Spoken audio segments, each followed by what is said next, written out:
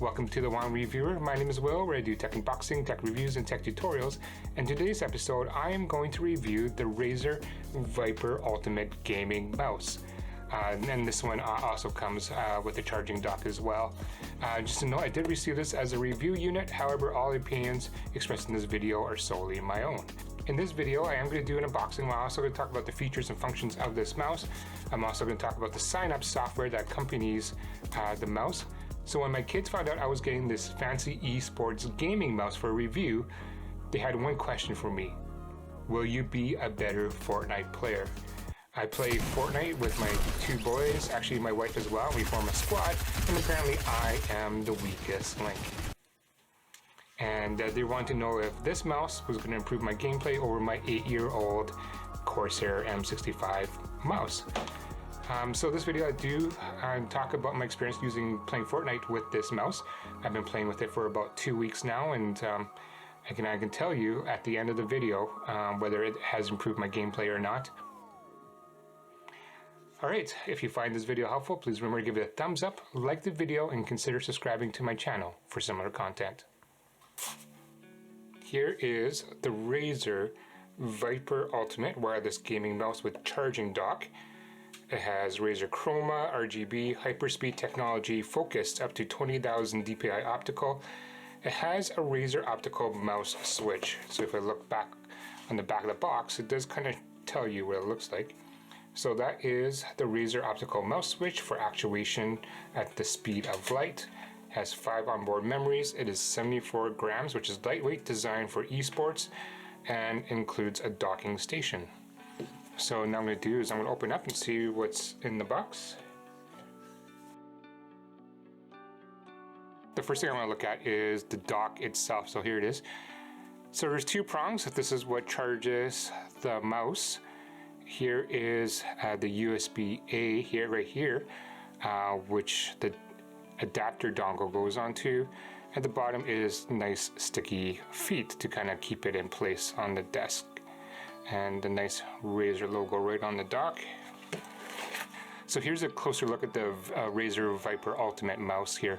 And I can't believe how light this is. I'm actually going to weigh this against my Corsair gaming mouse from 8 years ago to see what the difference is. And this feels like nothing. Nice texture, just hard plastic. And if I take a look at the side here, there's some rubber kind of grip here. And 2 buttons on the left and right, and then here rubber again gripping left and right. And this is ambidextrous, so if you're left or right-handed you can use it. I believe you can disable the buttons on either side depending on which hand you use this in, or which one's your dominant hand. And the scroll wheel feels really nice. You can feel the individual clicks. If we take a look at the bottom, so here's the skates, the 4 white skates.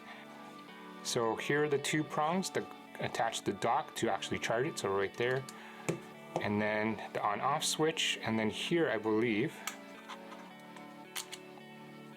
here is the wireless dongle that you have. I'm actually going to take this out because I am going to try it out. So that's nice, so that if you're on the go, you can actually just hide the dongle with you without having to carry it separately or afraid of losing it. So that's a nice feature as well. And then it says 20,000 DPI. Yeah, alright, so that is kind of a quick look at the mouse. So what else is here is a USB type A, plugs into your computer. So one thing I'm surprised is this is a micro USB connection, not a USB-C connection. Okay, so I'm gonna weigh this mouse to see exactly how heavy it is.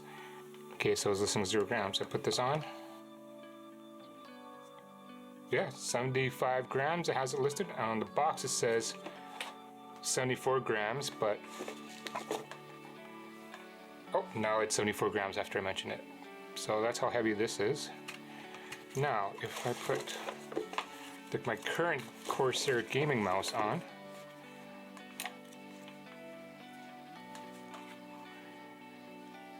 this is 144 grams. So this mouse is almost half the weight of this mouse. There's actually a micro USB port located at the top here, so if you want to have it wired to your your computer, you can. So one thing I forgot to mention is there is a micro USB port here at the top here. So you can actually plug in the micro USB cable right in there to have it connected directly to your computer instead of it wirelessly. Here is the USB dongle for Hyperspeed, so you just plug it in, and then the micro USB plugs in here. You don't have to take the bottom cover off. I was actually trying to pry it open to plug it in, but it's slanted, and as long as you line up, it just slides right in and it's plugged in. So don't do what I did trying to pry the bottom off. You could just plug it right in. Alright, so what I'm going to do is I'm going to charge the mouse, and then we will set up on the computer and see how well it performs. When you plug in the dock with the USB dongle into your PC for the first time, it will prompt you to install the Synapse software. After it's been installed, on the taskbar, right-click on the Razer logo and select Razer Synapse. You'll have to manually install both the Chroma module to control the RGB lighting and the macro module if you plan to record macros and assign it to a specific mouse button. When you put the mouse on the dock to charge, the color of the dock and Razer logo on the mouse will tell you the battery level. The battery status lights up to 5 different levels from full to critical. Just a note that the battery status light that you see only appears when the mouse is docked. It's here that you can assign it either a left-handed or right-handed orientation. It's also here that you can assign key functions or macros to specific mouse buttons. This is the default mapping. In this example, I can change the mouse button 5 and assign it to a specific key. Okay, when I click on mouse button 5, it gives me some options that I can choose from. I can choose keyboard function. I can choose alphanumeric function or numpad. So if I choose alphanumeric, it's going to give me all the letters I can choose from.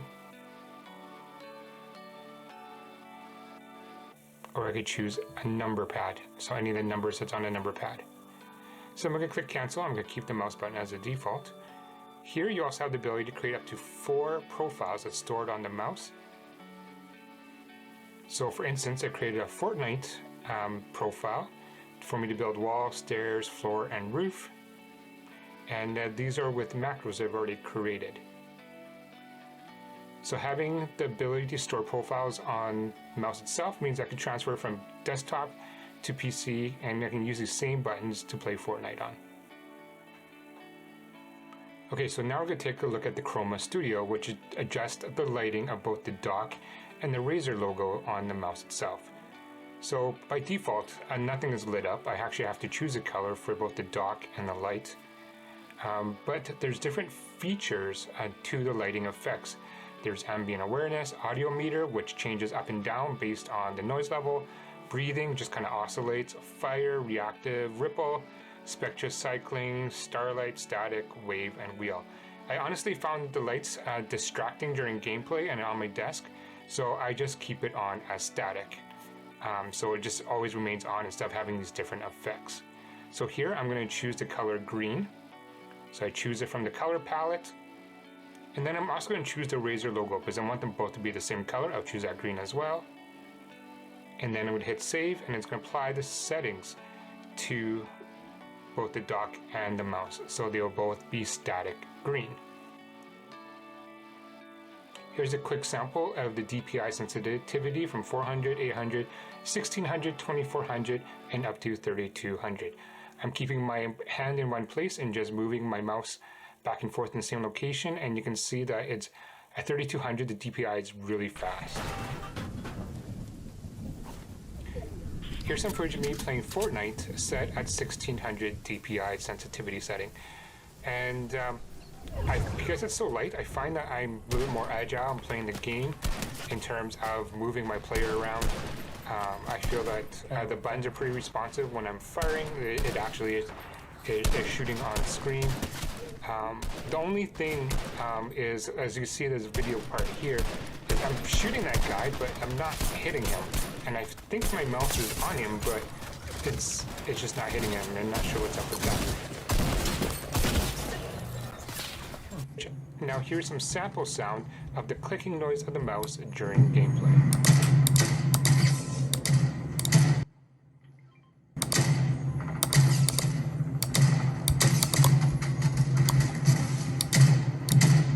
Alright, so that wraps up my unboxing and review of the Razer Viper Ultimate Mouse.